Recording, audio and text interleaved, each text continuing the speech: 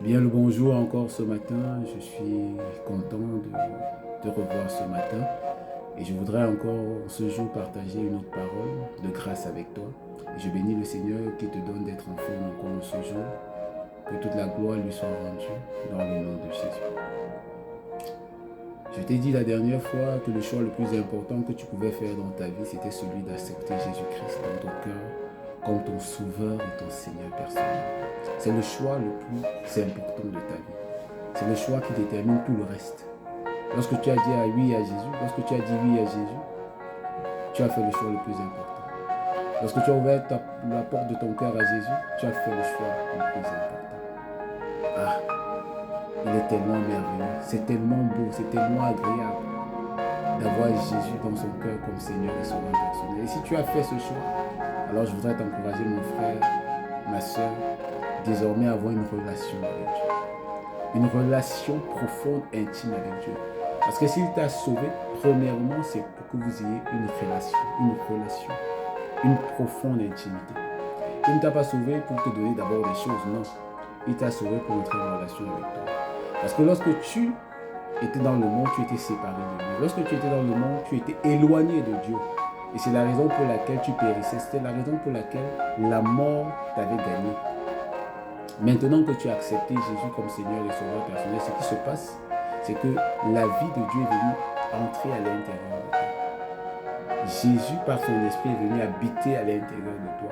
Et il voudrait désormais avoir une relation avec toi. Le problème, c'est que plusieurs d'entre nous, aujourd'hui, enfants de Dieu, nous sommes nombreux à ne plus avoir de relation avec Dieu. Pourtant, Dieu nous a sauvés premièrement pour avoir une relation avec nous. Mais aujourd'hui, les églises sont remplies de chrétiens qui attendent tellement de Dieu, qui veulent tellement les choses de Dieu, qu'ils ont oublié que Dieu les a sauvés, premièrement pour avoir une relation avec eux, et non d'abord pour leur donner des choses. Nous sommes pleins dans les églises qui voulons des mariages, la santé, les enfants. Ces choses ne sont pas mauvaises en soi. Mais la raison première pour laquelle Dieu t'a sauvé, toi et moi, c'était pour avoir une relation profonde, une intimité avec toi et avec nous.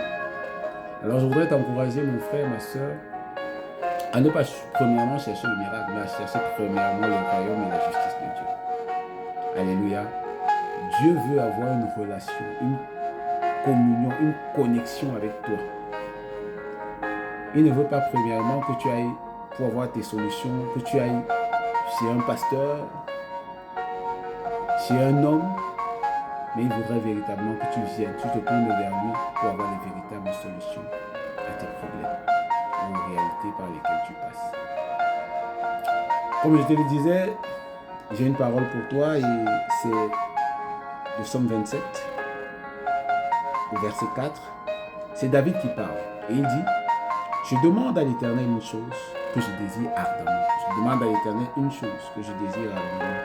Je voudrais habiter toute ma vie dans la maison de l'Éternel pour contempler la beauté de l'Éternel et pour admirer son saint temple. Pour contempler la beauté de l'Éternel et pour admirer son saint temple. David avait un désir profond. C'était celui de contempler son Créateur. D'admirer son Créateur. Contempler, c'est regarder avec admiration quelqu'un ou quelque chose.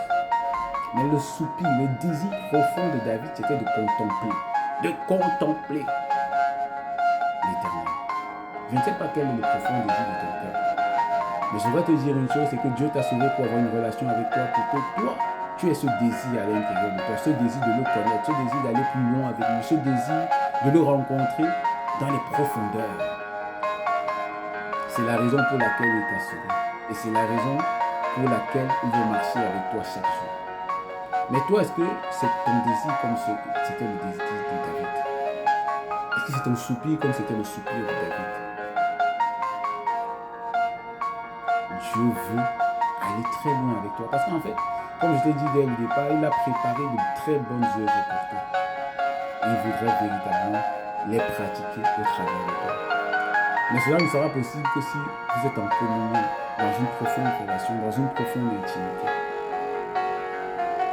Aujourd'hui, nous avons accepté Jésus pour la plupart d'entre nous. Nous avons décidé de le mettre dans un coin de notre cœur. Reste là et laisse-moi vivre ma vie. Nous avons fait de Jésus seulement notre sauveur. Nous avons refusé qu'il soit aussi notre Seigneur. Mais ce matin, je voudrais t'encourager. T'encourager mon frère, t'encourager ma soeur, à ne pas laisser seulement Jésus être ton sauveur, mais à faire de Jésus ton Seigneur et ton sauveur. Mais pour qu'il soit ton Seigneur, il faudrait au préalable que tu entendes le son de sa voix, que vous soyez dans une relation où tu apprends à le connaître véritablement, où tu apprends à entendre ses instructions. Je voudrais te dire quelque chose aujourd'hui, c'est que je suis convaincu que le Seigneur est en train de bâtir et de façonner dans notre génération plusieurs David dans le secret. Et en cette décennie de la domination, il va les révéler au grand jour. Plusieurs sont en train d'être façonnés, d'être bâtis, d'être renouvelés dans leur intelligence en cette saison pour impacter et pour influencer leur génération. Et je crois que tu peux en faire partie si tu n'es pas déjà ce David qu'il est en train de préparer. Si tu commences ta marche avec le Seigneur, il peut faire de toi un David dans notre génération, un véritable adorateur dans notre génération, un homme par lequel il fera toutes ses volontés en cette saison. Mon frère, tu n'es pas n'importe qui. Ma soeur, tu n'es pas n'importe qui. Tu es choisi de Dieu et tu es aimé de Dieu. Mais le Seigneur attend une chose de toi, c'est que tu te tournes vers lui et que tu apprends véritablement à le connaître. Dans les moindres détails de ta vie, expose-les. Dis-toi que Dieu veut tout connaître de toi. Quel que soit ce que tu traverses, quel que soit ce que tu vis, il veut les connaître. Il veut véritablement entrer dans une forme de relation. En fait, il ne t'a pas sauvé au hasard. Il t'a sauvé pour avoir une relation. Garde ça. Garde cette parole-là. Il t'a sauvé pour avoir une relation intime avec toi. C'est pour ça qu'il t'a d'abord sauvé. Ce n'était pas pour te donner premièrement des choses. Ce n'était pas pour accomplir toutes tes volontés à toi. Non. C'était préalablement pour que tu le connaisses profondément. Alors je voudrais t'encourager à garder cette parole. Dieu m'a sauvé pour être en relation avec moi. Dieu veut connaître tout de moi. Dieu s'intéresse à tout ce qui nous concerne. Alors, si tu commences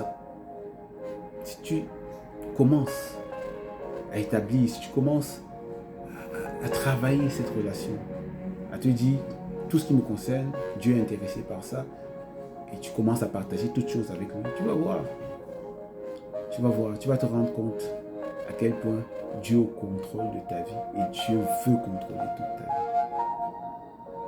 Dieu t'aime énormément et il veut conduire chaque point de ta vie. Je t'ai dit, je suis convaincu qu'il est en train de lever des David dans cette génération. Mais les David, ce sont ces personnes qui ont accepté de se laisser conduire, emmener, guider par Dieu. Ce sont ces personnes qui ont décidé d'aimer Dieu malgré tout. Quelle que soit la situation, quelle que soit la circonstance par lesquelles ils passent, ils ont décidé d'aimer Dieu, de contempler Dieu, d'admirer Dieu. Parce qu'ils se sont rendus compte que Dieu a tout donné pour eux. Et ils sont prêts à tout donner aussi à Dieu. Alors mon frère, je voudrais t'encourager ce matin. Ma soeur, je voudrais t'encourager ce matin à garder cette parole. Dieu veut être en relation avec toi. Dieu veut être en relation avec toi.